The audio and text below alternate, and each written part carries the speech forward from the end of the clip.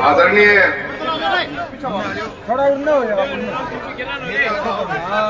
आगे थे मैंने नीचे उतार दिए तुमने पक्की है क्या? मंच पर विराजमान हमारे पड़ोसी राज्य के कृषि मंत्री आदरणीय जेपी दलाल साहब और दलाल साहब की आगमन पे तालियां जोरदार बजनी चाहिए। बॉर्डर नजदीक है, बजा दियो, जल्दी से लग दियो।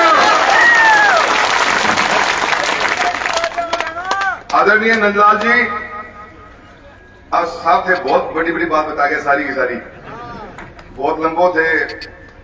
कांग्रेस ने भूल जाओ दी कांग्रेस ना निकालिए करो क्या मैं एक पार्टी में थो बस तो ना भी कोने नो या हिंदुस्तान से जारी है और राजगढ़ सभा भेज देगा।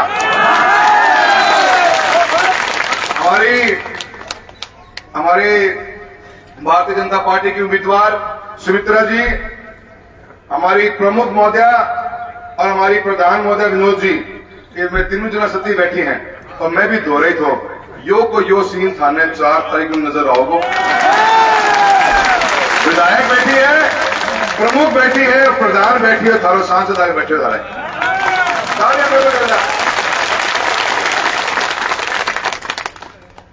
मेरे साथ में पार्टी के सभी वरिष्ठ नेतागण, सभी सम्मानित मंच, मैं तहे दिल से और एक सांसद होने के नाते और भारतीय जनता पार्टी के उन सभी में कार्यकर्ताओं के द्वारा मैं उन सभी मेरे जो लोगों ने आज बीजेपी ज्वाइन करी है उनका मैं तहे दिल से धन्यवाद देता हूं और मैं उम्मीद करता हूं कि इस पंडाल में बैठे हुए सभी लोग उनका तालियां बजाकर स्वागत करेंगे। इतने लोगों ने भारतीय जनता पार्टी आज ज्वाइन करी है, ये बदलता हुआ राजगढ़ हमें नजर आ रहा है और लोग धीरे धीरे कर इस भारतीय जनता पार्टी के अंदर अपना साथ देने को आगे आतुर हो रहे हैं। मैं उन सबका बहुत बहुत स्वागत करता हूं।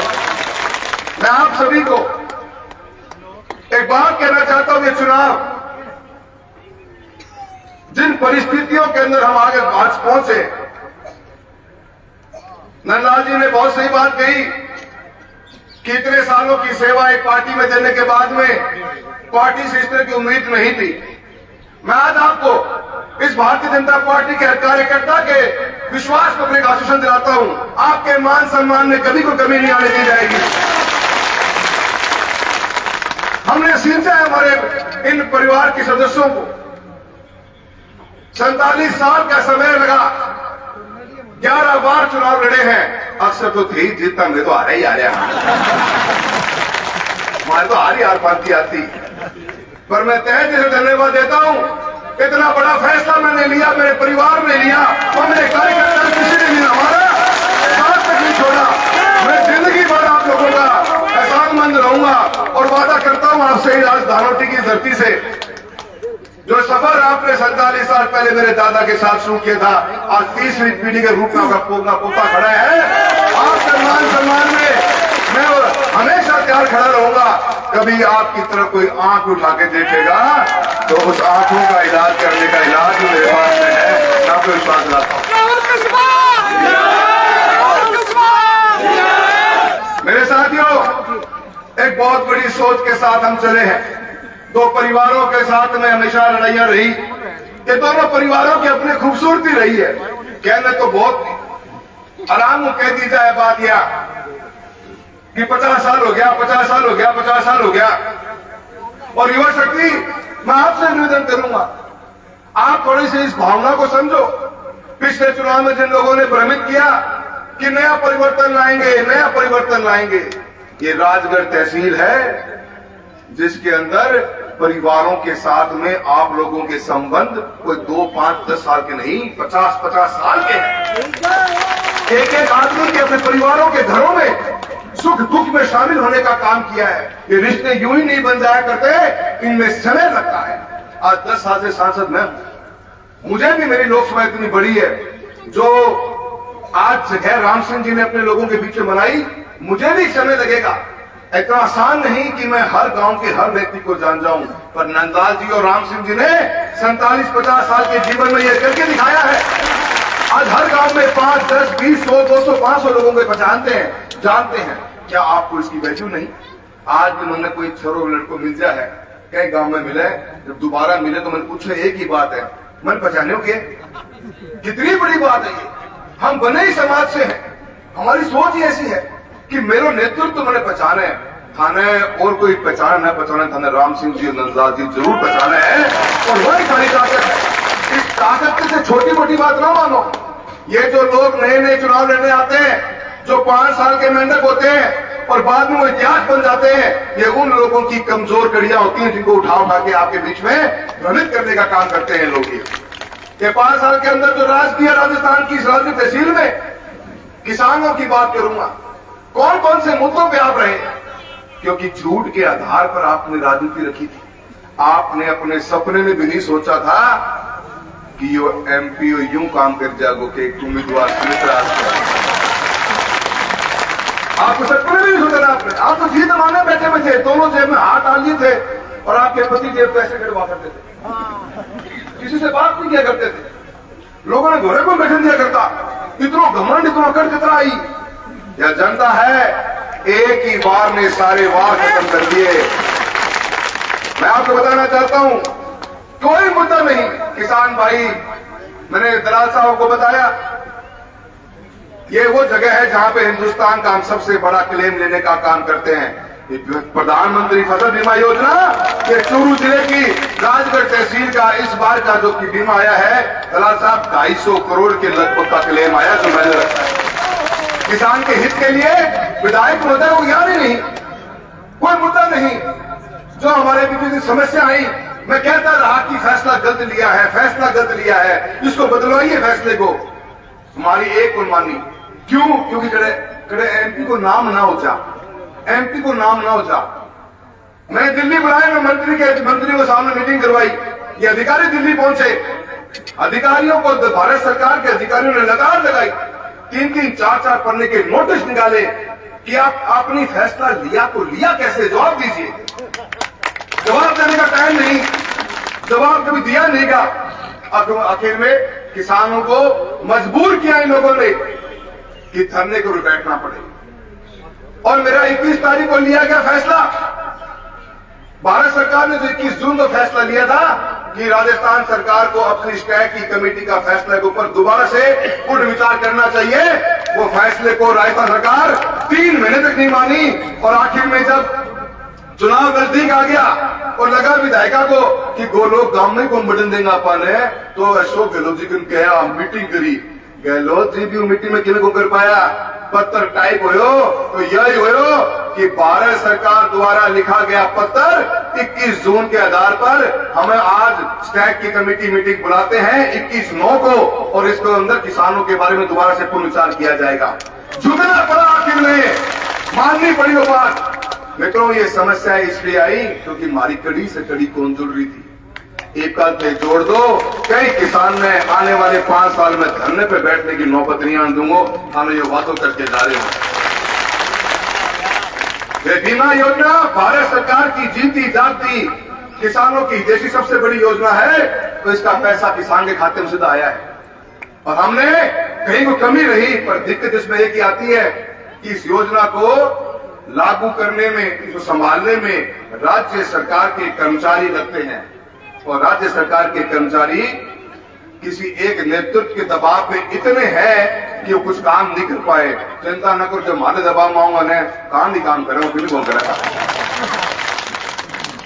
बाजरे की खरीद की बात चली, मैंने 3-3 बार दरअसल में 3-3 बार खुद गया। मैं चीफ सेक्रेटरी राजस्थान से मिला, मैंने कहा मैडम हमारा बॉर्डर का इलाका है, 1700-1800 हमारा बाजरा बिकता है और हरियाणा का बाजरा 25 रुपए में एमएसपी पे खरीदा जा रहा है। किसान को आपकी सरकार ने जो 300 रुपए प्रति व्यक्ति अलग से हिसाब से दिया, वो एक अलग बात है। 3-3 बार गया, पर वो किसान विरोधी सरकार जो कांग्रेस की जयपुर में बैठे रही 5 साल तक, उस बाजरे को आज तक एमएसपी पे खरीदने का काम नहीं किया। और किसान के साथ इतना बड़ा धोखा हुआ। 1700-1800 में हम माल अपना बेचते रहे मंडियों में, और 2 कदम के ऊपर हरियाणा में माल वही 2200, 2400, 2500 के बिका। इस सरकार का कोई नीति कभी थी नहीं, क्योंकि पता था डे वन से कि झूठ को इसको बीज बोर्ड है, और ये जनता ने इसी बावली बना दिया। आप कड़े को कट जाना, ये आखिर में रोता जाना, वोट बंद गिरता जाना। जो बहन वहम निकालने का काम एक कदम तो मैं उठा दियो है, 25 सेकंड थे उठा दियो, जिंदगी हो बढ़िया। अनेकों हमने किसान के लिए काम कर रहे हैं, झींगा मछली पालन के ऊपर हम बड़ा ऐतिहासिक काम कर रहे हैं और 2.5 करोड़ रुपए की लागत से। जरा सा मैं आपको एक चीज बताऊंगा, मैं 2.5 करोड़ रुपए लेके आया भारत सरकार से एक वर्ल्ड क्लास लैब के लिए और एक ट्रेनिंग सेंटर के लिए चांदकोटी केवीके के अंदर। अचंभे की बात है, वहां का जो अधिकारी वो राजस्थान सरकार का 1.5 साल लगा दिया, टेंडर ही नहीं होने दिए, कोई भी काम करना चाहो करने न दे, क्यों कि इसमें नाम लग जाए। जल जीवन मिशन के काम शुरू हुए, ये वही काम है जिसके बारे में रेजरी बता रहा था, जहां आज तक पानी नहीं पहुंच पा रहा, हमारा टेंडर नहीं होने देते, जहां मर्जी और पत्थर लगा दे, जड़ा मर्जी आवे उड़ा पे पहले तक काटे आवे। नाबार्ड समसा के तहत भारत सरकार ने कमरे दिए, उन कमरों में पत्थर बैन लगा के आ गई। पता को नाबार्ड को मतलब बता दे वाले बैठे हूं मैं। हर चीज के अंदर, हर उस बड़े काम के अंदर जो करने की कोशिश करी, उसमें रुकावटों का काम के अलावा कोई काम नहीं। अब आपकी सिद्धू से सिवानी की रोड बनाई हमने, पूरे जिले के अंदर मात्र 1 रोड दिक्कत हुई। किसान भाइयों क्या ध्यान में न रही हो, CRIF की रोड है, और जो सड़कें किसी भी तहसील में, किसी भी जिले में, किसी भी राज्य में MDR होती है, मेजर डिस्ट्रिक्ट रोड होती है या स्टेट हाईवे होती है, उन रोड के ऊपर पैसा लगता है डायरेक्ट भारत सरकार का।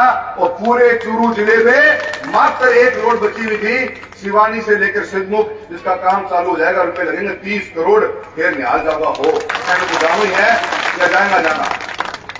मैं थाने सारे को कहना चाहूं, ये झूठ के आधार पर रखी गई राजनीति में अहंकार और घमंड तोहफे में मिला, और अहंकार घमंड के साथ में पूरा परिवार लग गया। इस राजगढ़ तहसील के बच्चे को भय और भ्रष्टाचार के में शामिल करा के छोड़ दिया। इन्होंने एक करके कर्मचारी को साथ में उस परिवारों को दबा दबा के राजनीति करने का काम किया है। मैं आप सबसे नजर करने आया हूं, परिवर्तन का समय आया है, अपने को परिवर्तन पे दिमाग लगाना पड़ेगा और इस परिवर्तन करने से ही काम चलेगा। एक दूसरों मारो साथी है, जो बसपा हाथी न करे ले भी जा तो गाड़ी को नहीं ट्रक चाहिए, करे लेके जाओ। क्या करो इनको गांव गुआंड में सारा नाम कहूं, सब जना मिलके बात करो और समझाओ ना, इनको करो कि यो आनो तो मार्गनी है, कितने आ जाओ। ये आज हम इतना लोगों ने पार्टी ज्वाइन करी है, मैं दिल खोलकर घर का दरवाजा खोलकर इनको स्वागत करे, थारो भी इतना ही करेगा। कोई भविष्य नहीं का, कोई भविष्य नहीं है। आज गांव गांव में स्कूल है, बिजली है, शिक्षा है, चिकित्सा है, लाइट आ चुकी है, सड़क सब कुछ बन चुकी है हमारे गांव में। हमारे को चाहिए कुछ बड़े प्रोजेक्ट।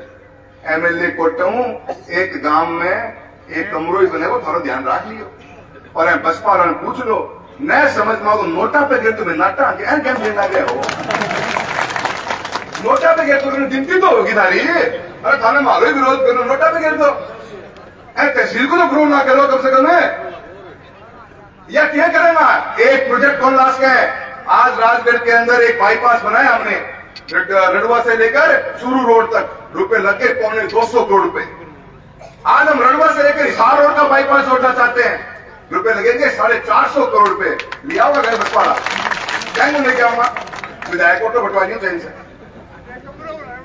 कमरों बनाएगी दुकान का घर में। अरे सोच लो, ये जाति पाति का जो जहर घोलकर राजनीति करने वाले लोग कभी भी आपका और समाज का भला नहीं कर सकते।